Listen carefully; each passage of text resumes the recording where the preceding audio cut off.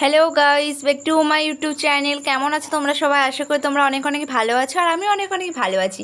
তো আজকে আমি রান্নার রেসিপি নিয়ে আসলাম অনেক দিন পর।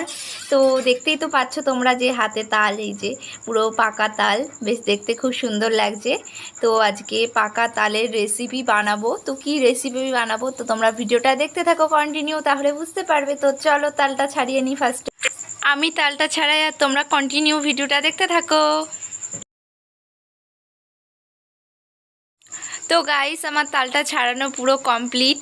তো দেখতেই তো পাচ্ছ তোমরা, তালটা পুরো হলুদ টকটক করছে, বেশ খুব সুন্দর দেখতে লাগছে, মনে হচ্ছে খুব খেতেও বেশ টেস্টি টেস্টি হবে। তো এবার আমি তালটা ছাড়িয়ে নেব আটিগুলো। তো এই দেখো, আটিগুলো আমি ছাড়িয়ে নিচ্ছি। তো 3টে আটি হয়েছে।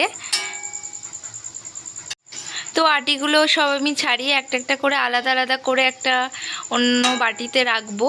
তো দেখতে থাকো তোমরা ভিডিওটা, কেউ স্কিপ করে দেখো না, নাহলে কিছুই বুঝতে পারবে না তোমরা রেসিপিটা।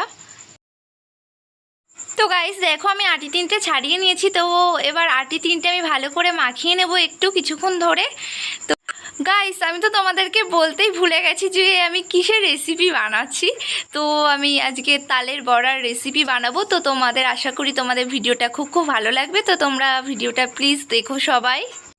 তারপরে আমি তাল 3টে মাখানোর পরে ভালো করে, তারপরে আমি একটা ঝাঁঝরি গামলা নিয়েছি।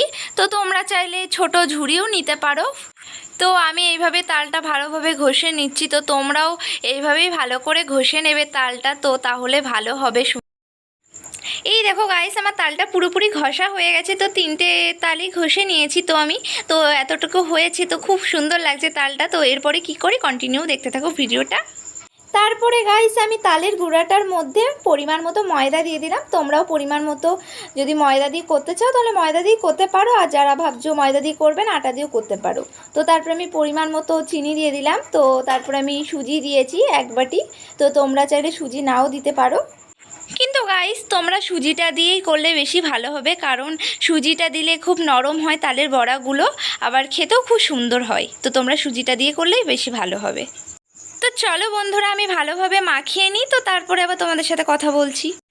দেখো গাইস, আমার পুরোপুরি মাখানো হয়ে গেছে, খুব সুন্দর লাগছে দেখতে। তো এবার আমি তেলে ভাজবো এক এক করে। তো দেখতে থাকো ভিডিওটা।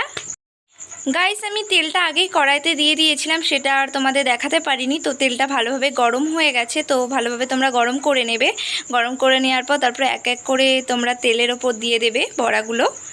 তারপরে তোমরা লাল লাল করে এক এক করে বড়াগুলো সবগুলো ভেজে নেবে। তো আমার মতন করে এই দেখো, আমি লাল লাল করে পুরো ভেজে নিয়েছি বড়াগুলো। এই দেখো গাইস, সব বড়াগুলো আমার ভাজা হয়ে গেছে লাল লাল করে। এবার আমি একটা থালায় তুলে নিচ্ছি। তো দেখো তোমরা, এই দেখো সব বড়াগুলো আমার ভাজা হয়ে গেছে। তো আমি একটা থালায় তুলে নিয়েছি। তো চলো তোমাদের একটা বড়া ভেঙে দেখাই যে ভিতরটা কীরকম হয়েছে। তো এই দেখো, ভিতরটা দেখো কতটা নরম হয়েছে গাইস, দেখো তোমরাই। তো এরকম তোমরা বাড়িতে এরকম রেসিপি করে খেতে পারো, তোমাদেরও ভালো লাগবে আশা করি। তো আমার ভিডিওটা যদি তোমাদের ভালো লেগে থাকে তাহলে লাইক কমেন্ট শেয়ার সাবস্ক্রাইব করে দিও। আর যারা এখনও আমার চ্যানেলটা সাবস্ক্রাইব করোনি প্লিজ সাবস্ক্রাইব করে দিও। ভিডিও আর এরকম ভিডিও যদি তোমরা দেখতে চাও প্লিজ কমেন্ট করে জানিও, আমি এরকম ভিডিও আনার চেষ্টা করব। তো আবার নেক্সট ব্লগে খুব তাড়াতাড়ি দেখা হচ্ছে। তো বাই বন্ধুরা।